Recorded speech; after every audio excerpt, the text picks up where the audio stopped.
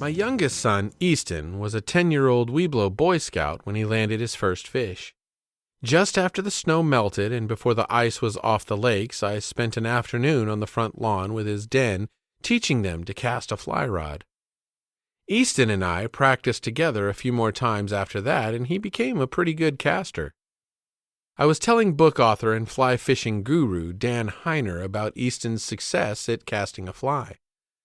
Dan asked what kind of gear Easton was using. Oh, some of my old things that he can't get into much trouble with. Not long after, Dan asked me to stop by his house. He needed my help, and then he added, "Why don't you bring Easton with you? I've got something I'd like to show him."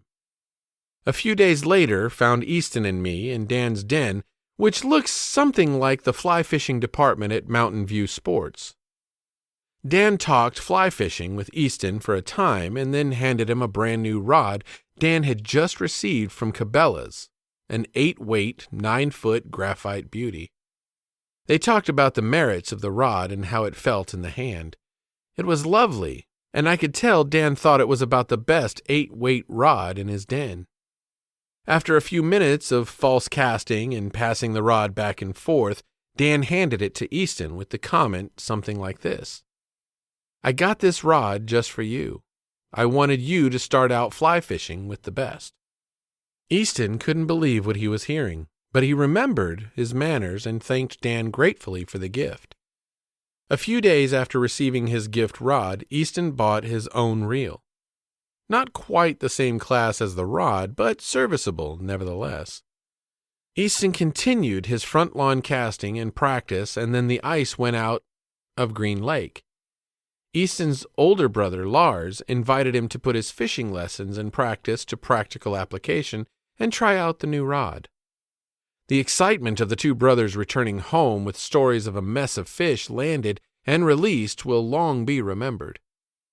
They became the family entertainment for the afternoon, laughing and kidding each other about the day's events, the fish that actually jumped out of the lake onto the beach in search of Easton's fishing fly, Easton setting the hook so hard on a small one the fish came out of the water and hit him in the chest, and on and on. Easton still fishes with Dan's gift rod. Dan's generosity, mingled with Easton's natural good heart, has helped Easton become a kind, helpful, considerate young man. Thanks, Dan. You gave Easton more than just a fly fishing rod.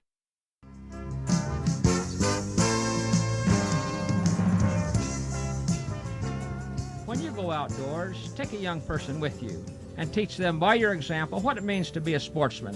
Behind the wheel or in the boat or on the road or in the lake, take the high trail and practice ethics of fair chase.